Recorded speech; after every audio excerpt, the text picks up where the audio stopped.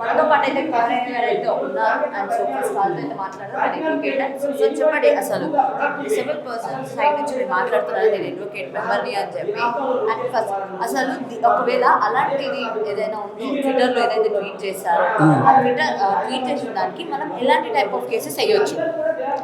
Madam, మనము constitution ప్రకారంగా ఆమె ఒక గవర్నమెంట్ ఉద్యోగం అండి. ఉద్యోగి పరంగా ఆమె డ్యూటీ ఆమె చేసుకోవాలి, ధర్మం. ఎందుకంటే she's one of the servant of the government. ఆమె డ్యూటీ చేసుకోకుండా ఒక వికలాంగుల గురించి కామెంట్ చేయడం అనేది తప్పు ఒకటి. రెండవది ఏంటంటే ఆమెను వికలాంగుల గురించి ఐఏఎస్ ఆఫీసర్గా అర్హులా లేదా అని ఆమెను ఎవరు అడగలేదండి. యూపీపీఎస్ ఐఏఎస్ ఆఫీసర్ చేసిన వాళ్ళు అడిగిందా? అడగలే.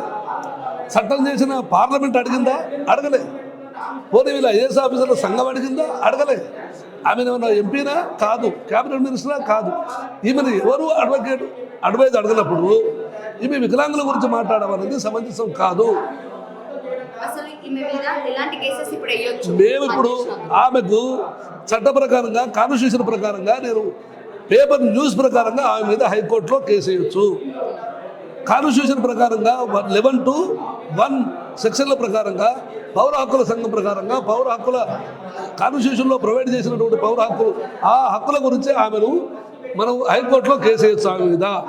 ఎందుకంటే మానసికంగా ఒకరిని బాధించేటువంటి హక్కు ఆమెకు లేదు. ఎవరి జీవితాల గురించి ఆడుకునే హక్కు ఆమెకు లేదు. కాబట్టి ఆమె వికలాంగులు కూడా ఆమె గురించి అప్పుడు కామెంట్ చేయలేదు. ఈ ఆఫీసర్ మంచిది చెడ్డదని కూడా చెప్పలేదు. అటువంటిప్పుడు ఆమె మాట్లాడే హక్కు ఆమెకు లేదు మేడం.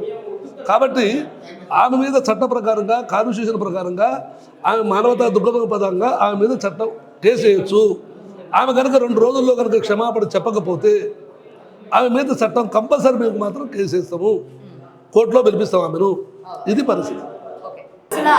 మీరు ఆమె ఇట్లా దివ్యాంగులు ఎవరైతే ఉన్నారో వాళ్ళ ఇలా చూస్తుంది, అసలు రిజర్వేషన్స్ ఎందుకు, వాళ్ళకి ఎందుకు సివిల్స్ అని చెప్పి అంటదని మీరు అసలు మేము ఎప్పుడు ఊహించలేదండి.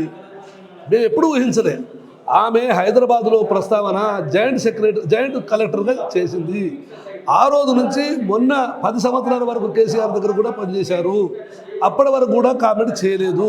ఆమె ఇలా చేస్తారని కూడా మేము ఊహించుకోలేదు. ఎందుకంటే మంచి ఆవిడే. మేము ఎప్పుడు కామెంట్ చేయలేదు. ఆమె మా గురించి కామెంట్ చేయలేదు. ఎప్పుడు కనుక చెడ్డాభిప్రాయంతో ఆమె ఇప్పుడు వికలాంగుల గురించి మాట్లాడిందో అప్పుడు ఆమె గురించి మేము కామెంట్ చేస్తున్నాం అంతే. కానీ ఆమె మాత్రం మా గురించి ఎప్పుడు ఇంతకుముందు మాత్రం ఎప్పుడు చేయలేదు. వికలాంగుల ప్రస్తావన తేలేదు, మేము ఆమె ప్రస్తావన తేలేదు. అవును అవును. అయిపోయిన తర్వాత కూడా ఎవరైనా ట్విట్టర్ ఎవరైనా ఉంటే తను రీట్వీట్ చేస్తుంది, ఏదో ఒకటి కానీ తప్పు నేను చేసిన అని చెప్పి ఆమె రికగ్నైజేషన్. అందుకనే మేము దాని గురించి మన రైట్స్ ప్రకారంగా మా రైట్స్ ప్రకారంగా మేము సీఎం గారిని ఒకటే ప్రార్థిస్తున్నాం. చట్ట ప్రకారంగా ఆమె ఈ ప్రకారంగా చేసింది కాబట్టి ఆమె మీద చర్య తీసుకోండి. ఆమెను సస్పెండ్ చేయండి. ఏ ప్రకారంగా ఉంటే ఆ ప్రకారంగా మీరు చర్య తీసుకోవాలని చెప్పని కోరుతున్నాం. అవును, సీతక్క స్పందించింది, బట్టి విక్రమార్క స్పందించారు, డిప్యూటీ సీఎం గారు స్పందించారు. వీళ్ళందరూ స్పందించిన తర్వాత ఆమె ఎందుకు అర్థం చేస్తుంది? అది పద్ధతి కాదు కదండి. అది ఆ యొక్క యుగోగా మంచిది కాదు కదా. ఒక ఆఫీసర్ అన్నప్పుడు you have to realise and take the details regarding the handicapped and disabled people. Then only you have to comment regarding them. మీకు అది లేకుంటే ఏ సమాచారం లేకుంటే, ఏ కామెంట్ లేకుంటే, సబ్జెక్టు లేకుంటే మీరు కామెంట్ చేయడం అనేది తప్పు కదండి. వాళ్ళ రైట్లను మీరు కాల్ రాయడం తప్పు కదండి. వాళ్ళందరూ ఈరోజు మంచి మంచి ఎడ్యుకేషన్లో ఎదుగుతున్నారు, ఆఫీసర్లు పనిచేస్తున్నారు, ఇంజనీర్లుగా, డాక్టర్లుగా, మంచి మంచి సాఫ్ట్వేర్లో పనిచేస్తున్నారండి. వాళ్ళందరూ మనోభావాలు దెబ్బతీసినట్టే కదా.